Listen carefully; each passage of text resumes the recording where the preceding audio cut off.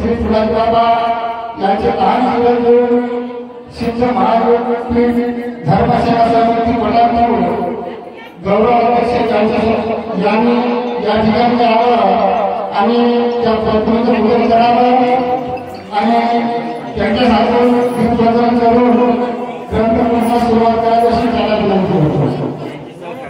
तसेच त्यांच्या सहकार्यांनी यांनी सुद्धा यावं सर्वांनी दीपप्रज्वलन करावं अशी त्याला विनंती होतो। या सरपंच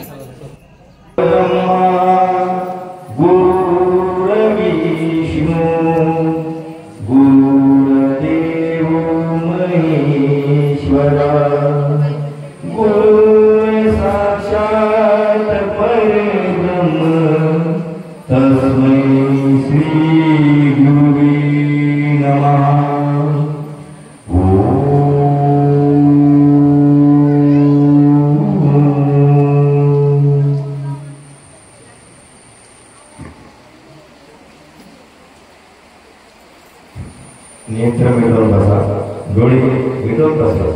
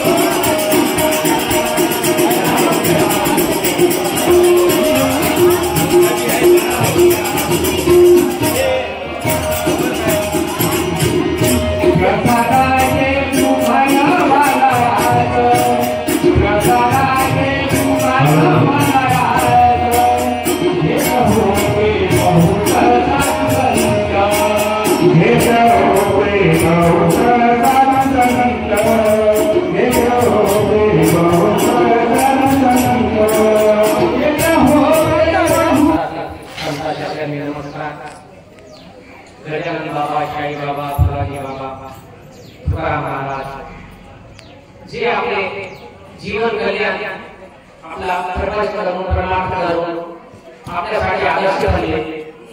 म्हणून या निमित्तानं आपण या वाडी गावामध्ये सक्षम ठेवला. त्याच्यामध्ये मी या गावातील परिवाराचे नाव ऐकले. सरपंच होते, तंटामुखीचे माणूस होते, पूर्ण गावकरी मंडळ, महिला मंडळ सर्वांनी आदर सत्काराने इथे कार्यक्रम चांगला केला.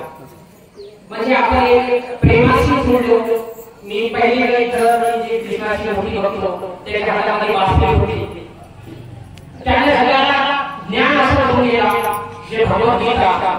आपण या मंदिरामध्ये बसलो तर या मंदिरात आपण एक संतांची वाणी, फुलाजी बाबाची वाणी, महात्म्याची वाणी हे ऐकण्यासाठी बसलो.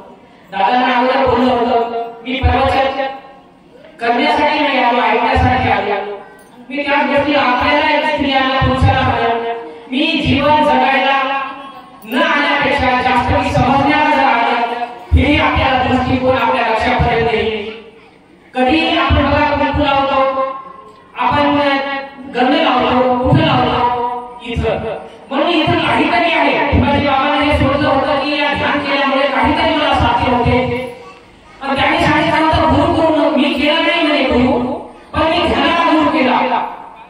ध्यानाला जे माणूस गुरु करते त्यात सर्व बाई जिथं कुंकू लावलं तिथं आपल्या अक्षता लावल्या, कुंकू लावलं. मग काय साध्य होत असतं आपण त्याच्यावर थोडासा विचार करू. काही ना काहीतरी परमेश्वराने आपल्याला याच्यामध्ये दिलेले आहे. आपल्या 5 तत्वांना बनलेले आहे. हवा, पाणी, अग्नी, माती. आणि जेव्हा आपण भरण भावतो पूर्ण आपल्या विषयी एकच होत जातो आपण. तर एका अशी शक्ती दिलेली आहे माणसाला